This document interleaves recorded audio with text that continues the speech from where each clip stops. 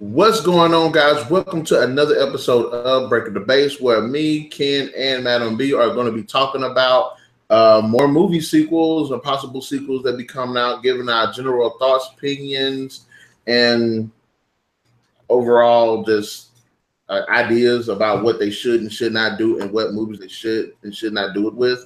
Now, if you joined us for the last one, we did talk about a good bit of movies. We talked about Halloween, Lights Out 2, I Am Legend 2, Coming to America 2, Beverly Hills Cop 4, District 9, 10, and Zombie Land 2. And in this one, we're going to jump in here. We're going to talk about even more of just more sequels that should or should not be made.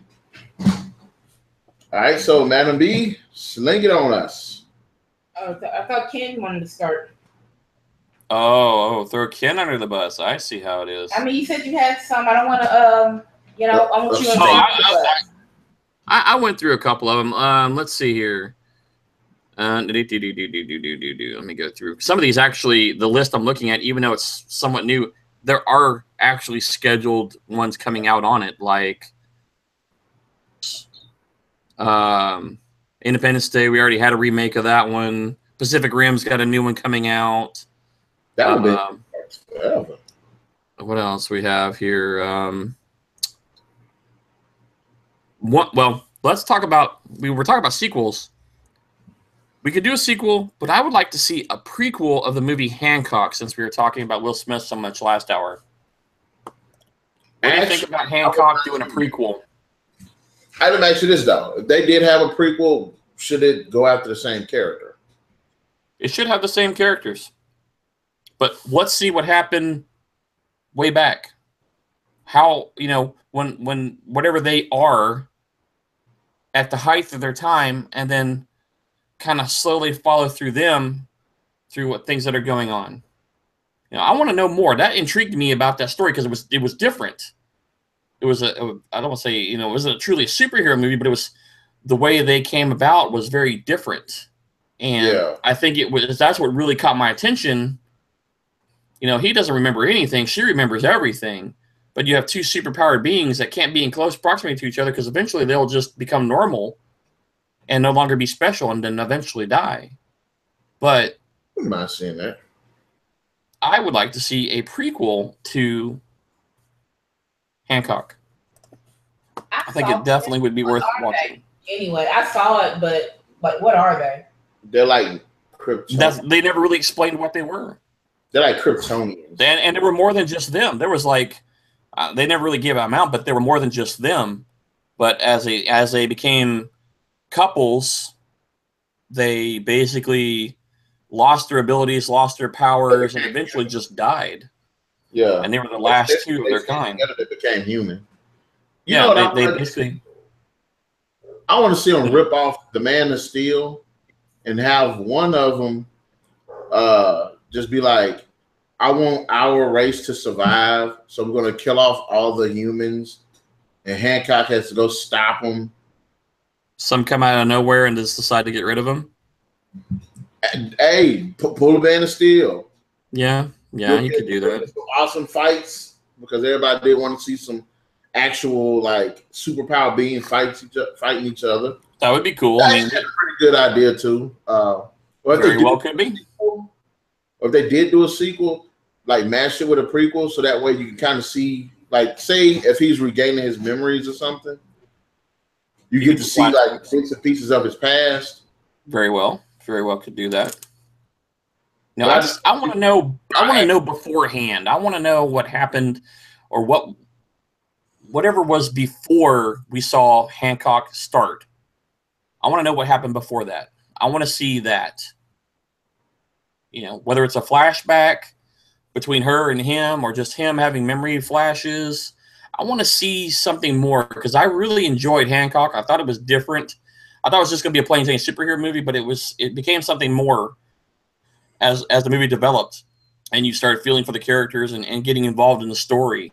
So I would definitely like to see one of those two things happen with a sequel or prequel to Hancock. And the only reason I wouldn't want a prequel is Jason Bateman. He wouldn't be in the movie. Jason Bateman helped make that freaking movie. I love it. It wasn't too bad.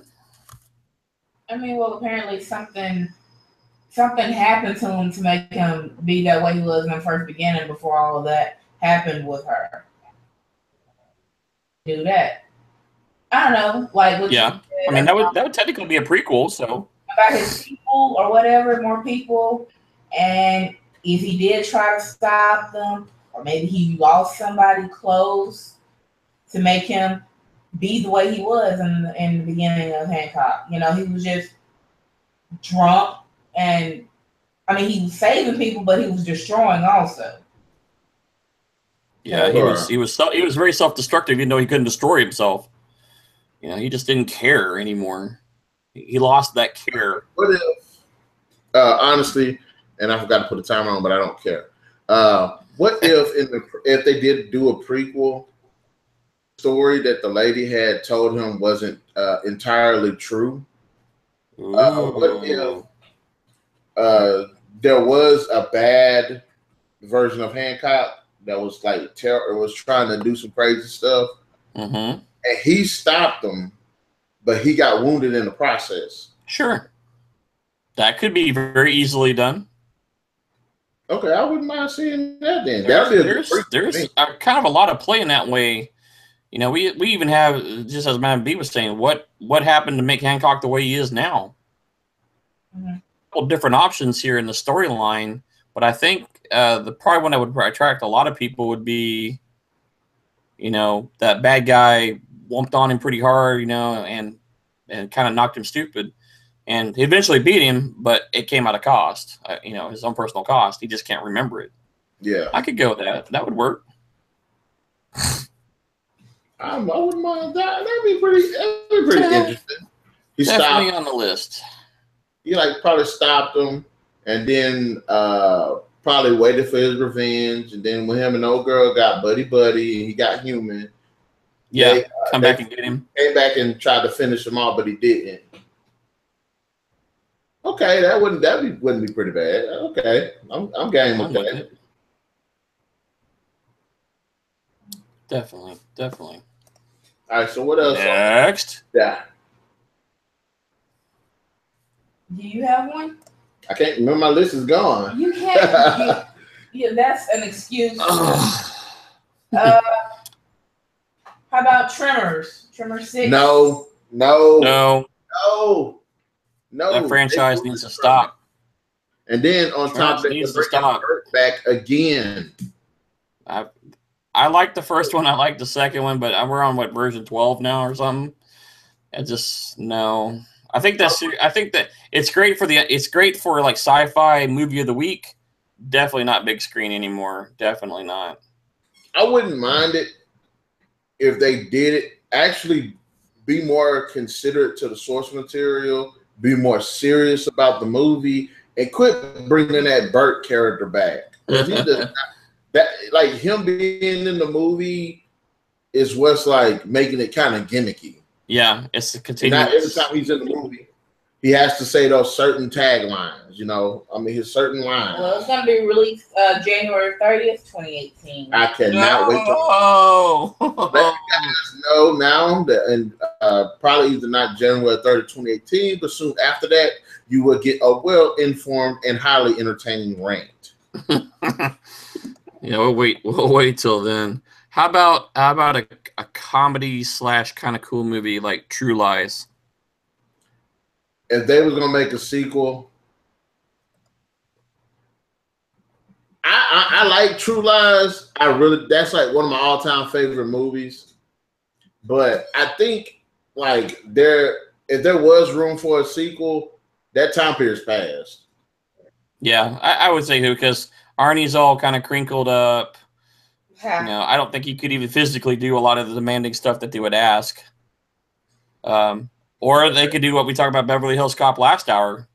You know, reinvigorate a new character, very similar circumstances, bring it in, and maybe the movie magic could kick in and work. Or if they did do it, he would be like the boss or something. Yeah, maybe like the director or something. And bring his daughter in as like Have her take over his, Yeah, okay, I can kind of get behind that then. Have the daughter come in, carry on his work. He's the director, and he kind of enters every now and then, kind of the little cameo moments of the movie. But let her take it over, and keep on trucking. That would be interesting. Okay, there we go. We got room for possibility here. Let's just talk about it. Like father, like daughter, Yeah, that would be that actually would be pretty good. I can get it. She's got like a boyfriend. She has a boyfriend or something that has no idea what she does. Kind of like, his wife didn't know what he did. Mm-hmm. Carry the same theme on, modernize it with the daughter being the spy in this case. And have the roles reversed this time. Yeah. She's the spy, he's the clueless individual. And let it go that way. A family business.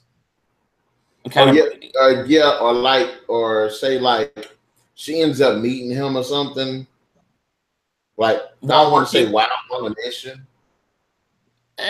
Yeah, maybe. Nah, that'd be too cliche. Just meet some guy and I would say, they be dating. They've been dating and stuff. And right when they're about to get really serious, that's when should she tell him? Should she not tell him? I could see that.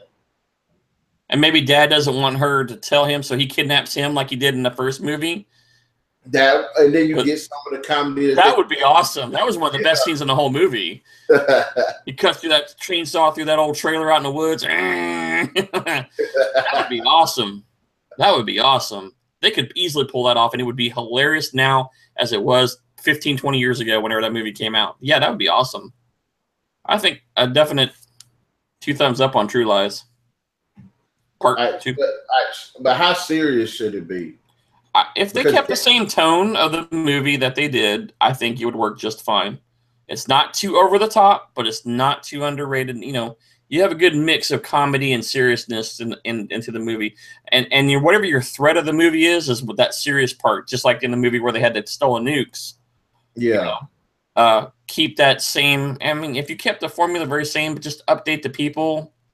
But in this case, we're reversing the roles. Daughter is the spy, boyfriend or whatever is the doesn't know, and keep them in the dark, just like the first movie. I think it would work really well. I definitely would see it. Okay. Or what if it turns out like the boyfriend is actually a spy himself? I was just thinking that. Yeah. He's actually a spy and doesn't play the role either. He was supposed to get in there or something. Somewhere there's a good combination of stuff, but yeah, that would work out too. Okay, so it's just like Mr. and Mrs. Smith. That's another one to think of a spy or a second part to it also. If they did have a part 2 to it, should it be at the point where they left off in that movie, or should it be like when the daughters are older? I think if they do it, start back where they stopped and not in the future. Why? Because think about it. What if somebody that they killed had a grudge? What's the best way to get to them? Kidnap their daughter. Yeah, get the kid. Everybody knows that. That's bad guy 101. Or kidnap the kid and force them to do a mission for you. Yeah. So not only do they got to complete this mission, but they got to figure out how to get their daughter back. And we go back, and then we call that movie Taken. Yeah. That's why I didn't want to do it when the daughter's older, because then that'll be like a Taken 2. Exactly. If they could carry it on, or maybe even 6 months later or something. There has to be a little bit of a gap so you can reestablish a storyline. Don't do it 10 years later or 5 years later. Do it like 6 months or a year, no more than that. And have them carry on with something else. Another agency is after them because they were in there, both of theirs. Something along those lines. But I love them. I love the chemistry through the whole movie. That was a great, excellent movie. And it was so reminiscent of their real life. Yeah. What are the odds of that happening? DHS involved? Oh, come on now. Because think about it. If the daughter's older, it would be kind of gimmicky if she's just as that they've been training her, and what would the story be? They get kidnapped, then she'd have to go find them. Too cliche. We've seen that already. Spy Kids rings a bell to me personally on that one. Never liked Spy Kids. I kind of like some of the visual effects on Spy Kids, not necessarily all the story, but the one where he had the big cloud system in there, and he came down and was talking to her in that world. I was like, man, that is kind of freaking cool. But yeah, let's see, what other good ones can we throw out there? Well, we know Blade Runner's getting a sequel coming out this year. And it should be really good.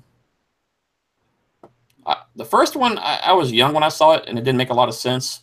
And now I saw it later in life, and I was like, okay, now it makes sense. But then I've seen a lot of the stuff they've been putting on YouTube, the little shorts that they've done for Blade Runner 2049. And there's going to be a lot of cross-tying into the original movie, but I think it's definitely going to be a really, really good movie. The people who like the series are really going to dig it. And for me, though, I think you will have to have seen Blade Runner, the original, to kind of get a lot of this movie. Yeah. Even though they're doing it as a standalone, and you're going to get some backstory to it, but to really embrace the movie very well, you're going to have to watch Blade Runner to get the complete movie. With this I need to go back and watch Blade Runner, because when I first seen it, like, I don't know, a few months ago, I didn't like it. And it was, to me, it was kind of like, I didn't process it. It was an action movie to me, but there's more deeper story to it. And once you understand where they're going with the story and why things were happening in there, and then go and watch the little 3 thing. I think there's only released 1, but there's supposed to be 3 pre-stories, I guess, to 2049 coming out, that will help you understand the next movie a little bit better. But it will be a very good movie, and I definitely am expecting. I will go see that in the theater as well. I liked it because, and like when I watched it, I will admit it had the visual thing down. Oh yeah, it was top of the line back then. I mean, that was state of the art. That was wild. It's definitely got that like 70s, 80s futuristic look, and I ain't gonna lie, I couldn't help but give it to it on that. One thing kind of was the main character, because I felt him to kind of be bland. Like it wasn't that he was supposed to be like the best of the best, but I didn't see that. They kind of didn't overplay his character through the movie, but I think you'll see Decker's character, or Harrison Ford in this case, come back in 2049. Things will make more sense to you. And as I've been watching it and the little trailers and stuff, it's like, okay, all right, I could see it. And yeah, his character didn't really jump out overwhelmingly until the very end of the movie there. I mean, other than that, he was kind of like a glorified bounty hunter. Yeah. But and I think that's what the new character is going to be like in here, is he's the best of the best now, but there's a much broader storyline. There's something bigger that's happening, because from the time that you see the end of Blade Runner, the original, to the new movie, something major happens in between. Something catastrophic happens. In the first one, was there a replica rebellion? Yes. I know there was the bad ones that was doing stuff, but I'm like, overall, there was glitches in the replicants that caused them to be forced off world to work the harsh environments, and that also put them a forced, what do you call it, a lifetime, like 8 years. Yeah. And based on the short movie I've already seen that has an entrance to the 2049, replicants have actually been banned because of that. Completely. You can't build them anymore. You cannot do it. And there's something, I know I'm not trying to throw any theories out there, but I think Decker has some information that they need, because the character that you see kind of replacing the main bad guy, he is... Yep, he wants to bring replicants back, and he has up to a point, but he's limited for some reason. So it's going to be a kind of a mystery / action in this case, because there's something darker, deeper that's happening in the movie. That gap, that time gap, is they're going to have to explain that more in the movie. They briefly talk about it in a little trailer that's played, but there's far more to that story. And that's why I think what's really drawing me into is like, well, why can't they have replicants? Why can't they do this? Why are they looking for Decker again? What's the secret? What's going on? And so that's what's drawing me into the movie. I do hope it be kind of a more of a detective too, because I want to see Ryan Gosling try to piece stuff together. That's exactly what I suspect is going to happen. Is he's putting together. He's like Decker. He's a hunter for any of the brain replicants that are out there. But he stumbles on something. He catches onto something, and I think it's because Leto's character is trying to bring back replicants that have been outlawed, but he's limited. There's something that's stopping him, the Leto character, from being able to fulfill what he wants to do. He needs Decker for some reason.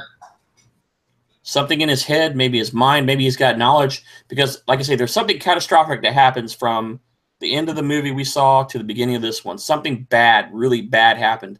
And a lot of information was lost and destroyed. So he may have something in hiding and stash. Maybe Rachel, the other replicant that was in the movie that didn't have a lifespan time on her. Yeah. You think had something to do with it? You think they don't? No, she's dead. No, she's dead. They've already said that her character, something happened to her. That's why Decker's in hiding. Oh, okay. She was like the most compelling component of that first movie. Although I didn't buy their whole relationship at all. No, she was a replicant. That's the catch. I mean, she was made better than all of the other ones, but was made so that she didn't even have an idea. Decker figured it out eventually, and his partner figured it out too. But see, the question was, is Decker a replicant? And that's been sticking out in the world for the last 30 years. Is he a replicant to begin with, and doesn't know it also? Oh, okay. And I think they might say he might actually be one in this, and that's why they're looking for him, because he has no expiration time. Maybe that's what it is. That's interesting. So the story is very compelling. If you watch the original movie with a lot of what we just talked about, you'll be looking for it now. And then go to YouTube, watch the things they released with Leto in there, and then put those together, and you'll focus on what 2049 is going to be like. All right, I'm gonna check. We're gonna definitely check that out.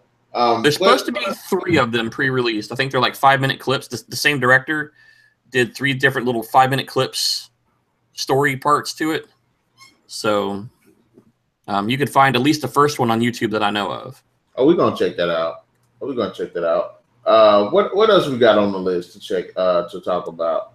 We have 2 choices. We can either talk about the Avatar sequels or the Alien Covenant sequels. I've already ran it on the Alien Covenant sequels. They suck already. The person who thought of it should be banned from directing. And oh my gosh, oh my head, my head's starting to hurt. Not really. I'm just saying it because I'm exaggerating my frustration. Oh yeah, they kind of trashed him. They had the great idea, but I think they executed it poorly. Poorly ain't even the word. Well, they want to explain the creation of the alien. That's what they want to do. But they didn't even do it in the movie where the thing was supposedly created. Yeah, you have to read a lot into that. Most of that information comes outside of the movie. Because I was reading about it and I was like, oh, okay, that makes sense. But if you watch the movie, you're like, you'll never figure it out. Yeah, it's like, you just know that's kind of something. But you have to read all the precursor stuff. You have to read all this side stuff. And then it all kind of makes sense. But if they had put that in the movie, it would have made it a lot better. But I guess either filming purposes or whatever, they just cut a lot of it out. I can buy them being genetically engineered weapons from what are the things called? Engineers. I can buy that. But in the Alien Covenant, they said the David character was responsible for doing it. And I'm like, okay, how? And they never say. Well, there's a part to that that's either on the extras DVD or some of the reading in it, that basically one of the scenes you see where he's in his lab or whatever, and there's this big fossilized looking egg looking thing, looks like a facehugger bag, is the original prototype, I guess you could say. And from that, of his study, then he just starts developing all the neomorphs and the face huggers and all that crap. The face huggers are actually a derivative of what he did to what's her name? I still don't buy that. How you get a person and then you get that? Well, it was the DNA and the manipulation of the carrier. That's how you get the universal critter. You know, as we know that if a facehugger gets a horse, the product comes out looking like its host. It takes on characteristics of the host, but with the Geiger-esque alien-looking style. And that's how they were trying to explain where he was able to. He said that the goop reacted with human DNA the best, but he only had her to deal with. Or what was left of Dr. Shaw that was left. And that's in reading. I still say he should have somehow created the neomorphs because they do resemble the xenomorphs. Then experiment on the neomorphs because you would have had a human palate to try it from. Then experiment with the neomorphs with that black goop. That probably would have mutated them into the xenomorphs because they do have the similar build. And I'm like, that makes more. If you'd have said he did it that way, I would have been okay because it made sense. It would have made sense. But this, he said, I created them. We're like, how did you create them? He's like, come down here, a whole thing full of eggs. Where did you get all these eggs from? But when they inhaled the black goop, that's what came out of them. But that's what I'm saying. Like, that was a neomorph. That should have been handled differently because. So it's like a life cycle of its own when it gets inside of a human body. A host of any sort, really. If there was like the face huggers, if there was a weird like face hugger prototype. Kind of like in the first movie. Remember the first Prometheus? Yeah, the one that came out of Shaw was a original kind of pseudo facehugger. Like either with that one or those things that attack those guys. The eels. Like if that would have went into the guy's mouth and then came out a neomorph, I've been like, okay, I could kind of get behind that. But it just in the movie it was just too loose. And they said, yeah, I understand they took the DNA from Miss Shaw and everything, but I was like, you got this from that. I would have understood if the neomorph came from her, but the xenomorph, that was a bit of a stretch. That was, and then I'm like, okay, what other creatures do you experiment with? And I understand they put the black goop on there, but if that's the case, then there would have been a lot of mutations running around, and we didn't see nothing. Well, there was jars of stuff around there. You have to look at it all. Because it says he experimented with life forms and various life forms on the planet. That's why there was no life around. Everybody left or got the hell out of Dodge. I like Michael Fassbender, but I'm like, you should have took the L for that one, buddy. Oh my gosh, that movie was terrible. It was an interesting idea, but it was terrible. All right, how about Avatar then? I still ain't seen the first one. What? I seen part of it. Avatar is it's a good movie to me.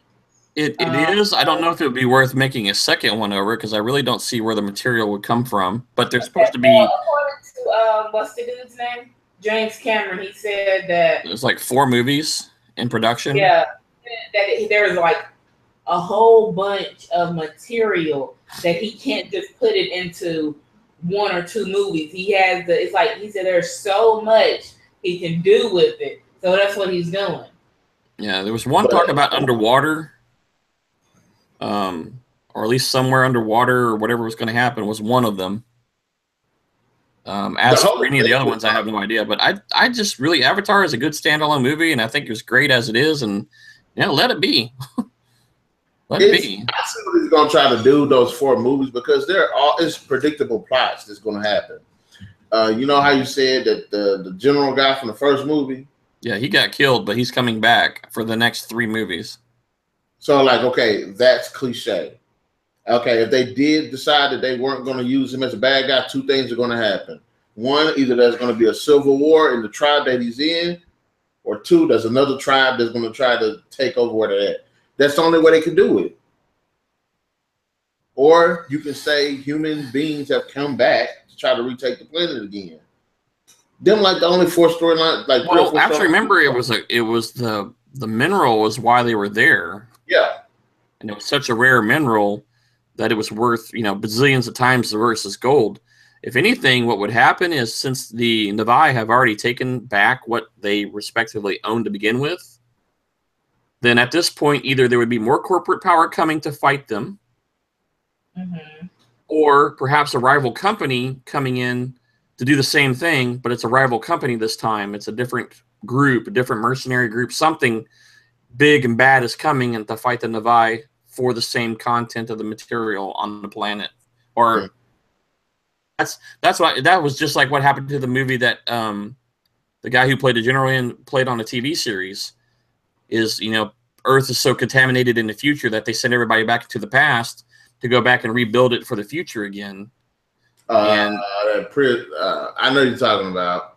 Same damn thing, but they send another group back to take over that colony. So that's what I would see before happening there. I don't think there would be a civil war amongst the Na'vi. It's going to be somebody else that was already en route, or somebody who's coming that's en route, a mercenary group or a hostile takeover, or more corporate bad guy, army, corporate army. I think they're going to copy off Planet of the Apes. In the first movie, all of the Na'vi and blue people that are really tall band together against the corporation, and then in the sequel, they're doing pretty good. And then there are some humans that they're cool with, and then you got some humans that want to do war with them, with the blue people, and then you got some blue people that want to do war with the humans, and they set up this big battle. Do the sabotage and all of this, and then in the third movie, the Na'vi gonna be on the run because the human corporations are being dicks, and they just gonna rip off the whole planet. It's gonna be Rise of the Planet of the Na'vi or blue people. Na'vi. Well, that's what he's saying. That he said it's like so much to explore. And what is that? The Pandora? That's where they're at. Yeah. So, but that's what you call expanded universe. You publish them in books, in comics and stuff. Yeah. You don't expanded or extended universes. I could possibly see a sequel, but not no several sequels. See, they waited this long because I guess they had to get up a good one. But the way he's saying now, he had already done these other films, so he's just finishing them up. So maybe that's why it took so long. Well, the visual effects on that movie is intense. I think right them because it did what it say. It took them 10 years to make that one movie.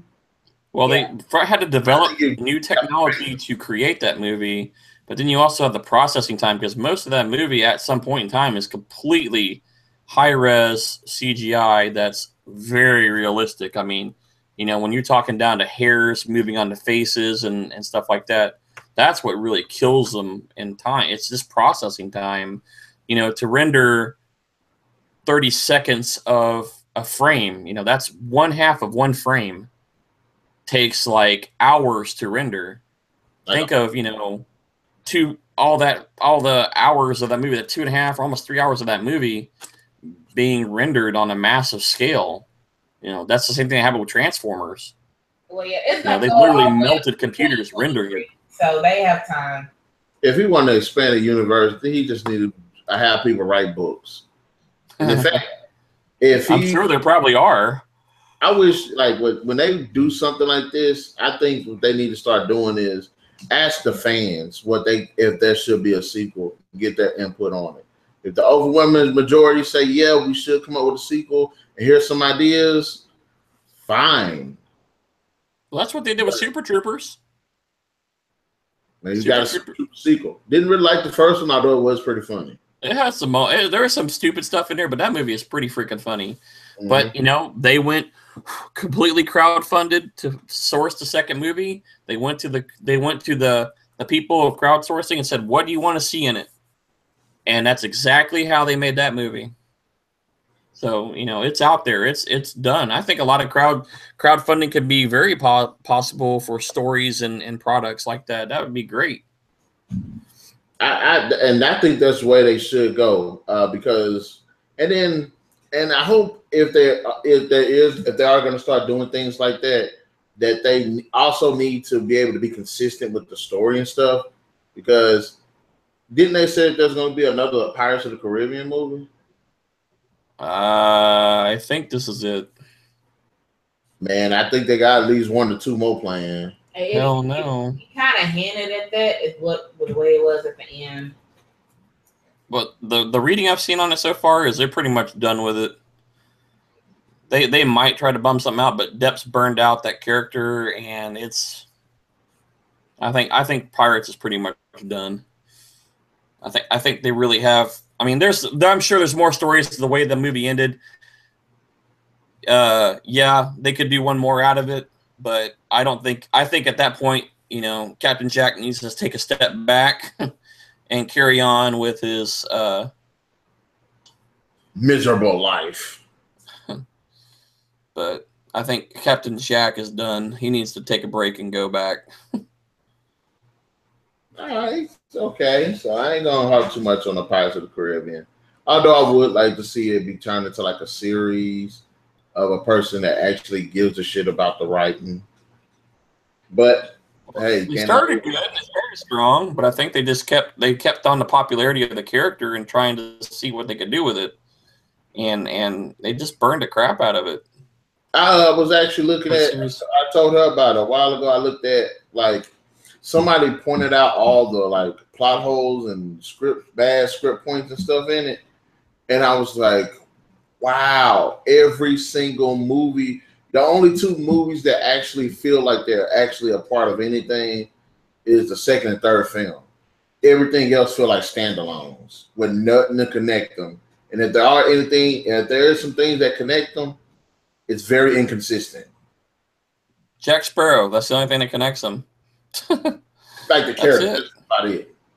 That's all that carried them, because you know, the first one introduced you to everybody. The second and third one actually tied together because they made it together, but it was all Captain Sparrow kind of thing, and the Black Pearl storyline. And then the next one was all mermaids and Blackbeard, no connection. It was just he was there. And then the last movie did somewhat tie to the first movie because of the curse, and tied into the second one at the very end. But that's it. That's the only kind of connection that they had. Yeah. It was kind of a standalone. I mean, overall, if you looked at the mythology of sailing and stuff, they would tie together. But as for, you know, like Star Wars, you know, how they carry their storyline, there's nothing. You got a gap on the last 2 movies of no connectivity whatsoever. Yeah, what they were saying, one of the things they pulled up in it was, okay, Blackbeard is a pirate captain himself. Where the hell was Blackbeard at during the events of the third movie? And then during those events in the fourth movie, they never addressed what the hell happened in the third movie. Like, you never see Jack say, Blackbeard, when we were almost about to get wiped out. Where the hell were you? What about Tortuga, you know? Yeah. What happened to the Pirate Code? What happened to the Pirate Code books and the Pirate Kings and the captains and stuff that all had the pieces of 8? Even in the last movie, Captain Salazar was hunting down pirates. I would have thought it'd been pretty cool if he would hunt down one of the like pirate lords. That way everybody would kind of be scared of him. But it's like, who did he go straight for? Killed Jack, but found Barbossa first. And I was like, so you're not going to introduce any of the other pirate lords? Thank you. That's if they're even still alive. Because remember, they had that big battle there for a little while. And the sea, when Sea Witch got all fired back up again, you know, back in her normal form. Yeah. So, I mean, there's a lot of missing stuff. Tortuga, a whole missing section of that. What happened to that? So, I mean, there's a lot in there, and we could sit here and talk some pirates one night. I still got to finish the mermaids and the last one. I mean, I know I've read them to catch everything. You know, you can read a book, but a lot of times you need to see the movie to get the details that you might have missed. So I still need to see the last two. Up on stuff like that. We got time for one more, I think. Let's go ahead and get into it. Choose wisely. Well, maybe I don't know. You ain't said nothing. Because I'm providing all the commentary. I can't, you know, me and Ken the back and forth, and you at least can pick out a movie. So I'm not doing. I'm talking. Well, you're not. You're like chilling.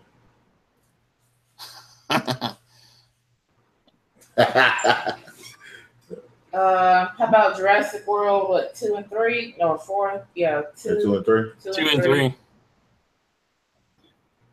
Well, they're already making Jurassic 2. We already know that. That's happening. Did we talk about that in a year? I don't know. Should they have done it? Yeah, we talked about that. Jeff Goldblum does not deserve to be in the next movie. Don't care what nobody say. Didn't he die as the Fly? Wait, what? We're talking Jurassic World or something else?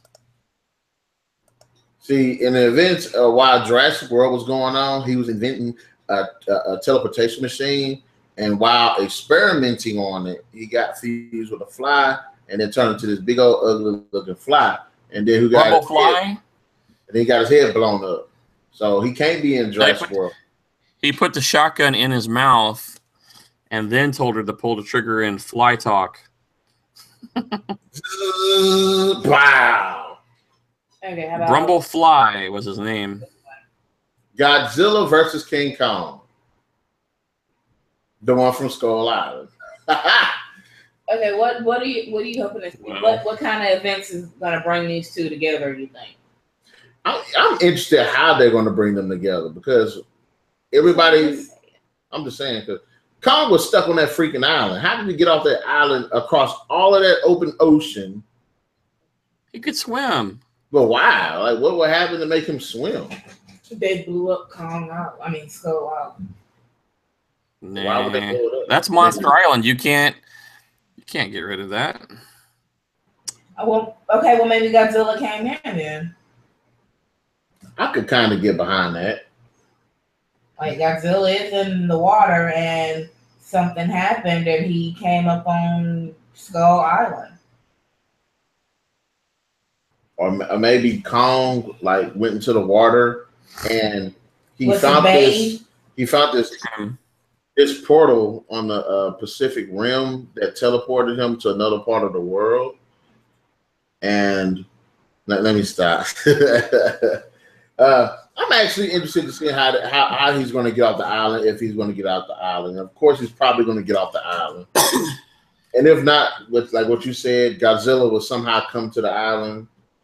Well, remember, Godzilla in the reboot was after the radioactive material of the whatever they were, the Mudos, the giant cockroaches, and they made cockroaches look cool.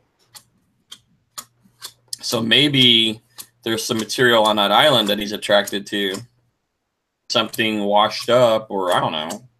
Or maybe he was chasing something that happened to go to that island.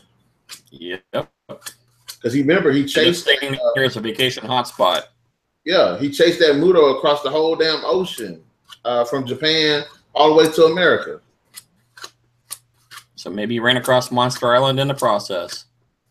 No, that ain't bad. But how would you think the fighting would be? Because when I went back and watched the fight from the original, Godzilla was just tagging him. I'm sorry. He was tagging him and tagging him. There's no reason Kong should have won that fight. Well, Kong has to like abilities other than he's big that we know of. But Godzilla, he has all the like the super abilities, like the whatever comes out of his mouth. It's about the only thing Godzilla got for him. Kong, Kong got agility.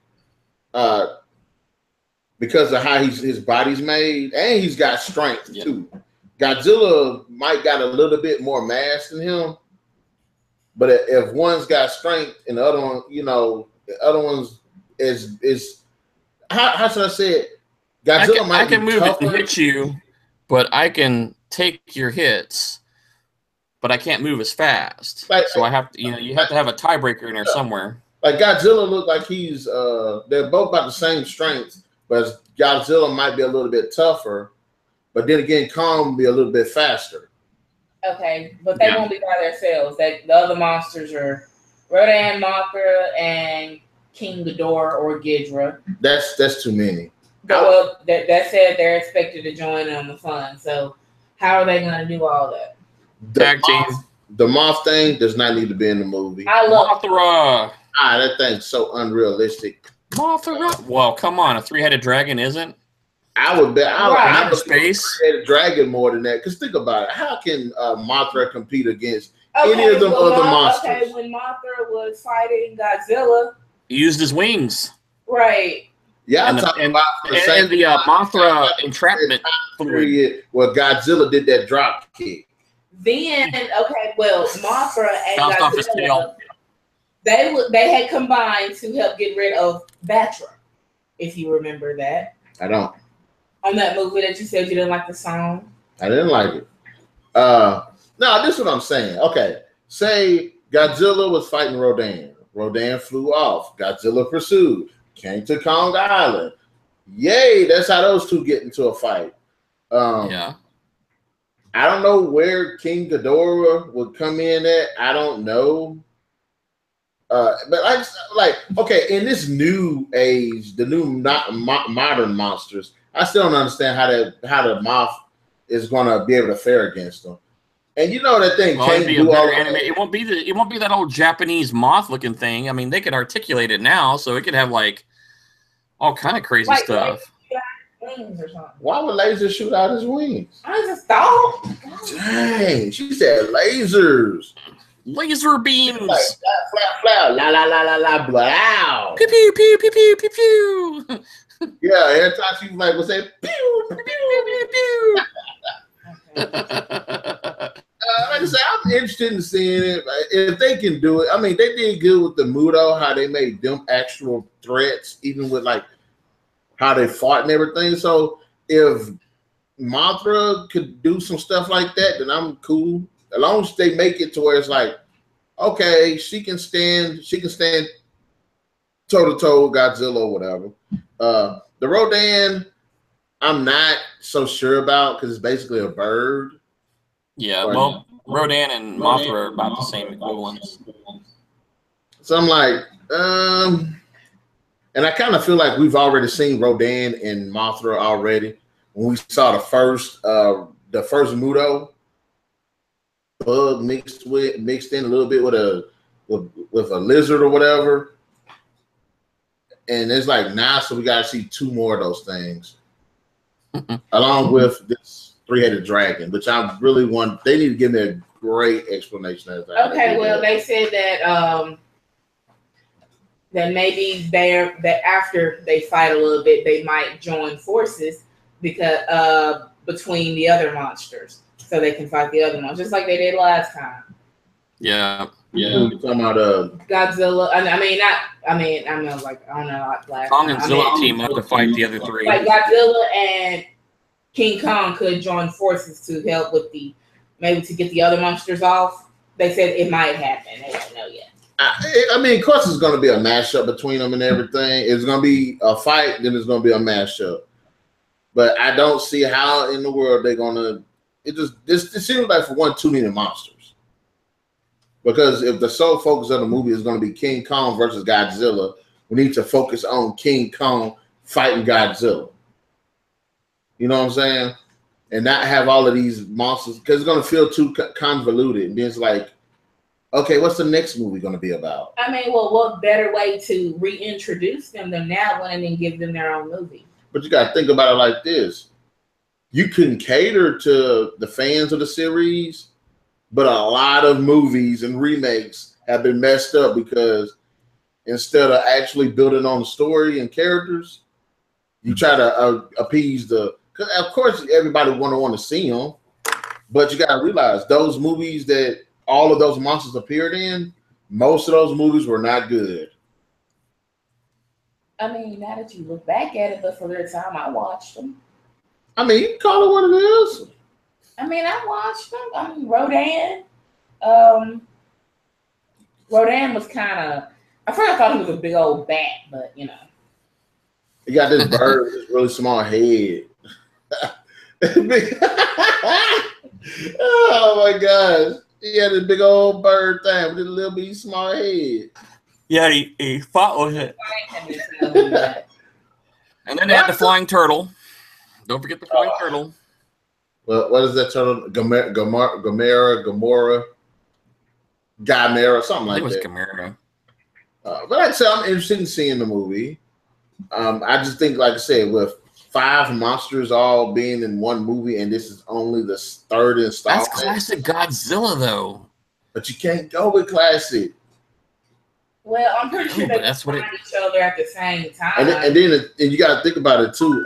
In these new movies, they don't act like people. They don't think and strategize like people. They think like animals. Kong is probably the only one that's going to think kind of like a human. So they're not gonna like look at each other and be like, "Oh, let's go kick his ass." Yeah, they ain't gonna do that. No, they're gonna talk in their animal voices.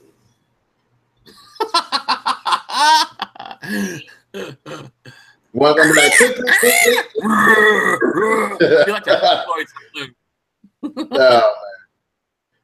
snap, that's funny. But all right, man. This has been a great conversation. We have talked about some more movie sequels that should or should not be made. I had a great time here with MademB. Had a great time here with Ken. I greatly appreciate them for just jumping in and giving their thoughts on this episode of Breaking the Baits. Guys, y'all have anything y'all just want to go ahead and drop off before we have our closing? Our closing eulogy. Yeah, we can go with that. You said eulogy. Dearly beloved, we are gathered here today. For the final episode of Breaking the Baits. For this thing called Breaking the Baits. It was such a good show. But all right then, guys, in the comment section below, let us know what did you think about the topics that we did bring up. Should they make these movies? Do we have any great ideas? And also, if you got any ideas, throw them down there. Also, be sure to hit that like, share, subscribe, and that notification button to get the best of what's going on here on the Narik Chase channel. And I can't wait to get on here again next week or earlier or later. I'm not sure. But anyways, peace out, guys. Enjoy yourself. And thank you again, everybody, for staying tuned.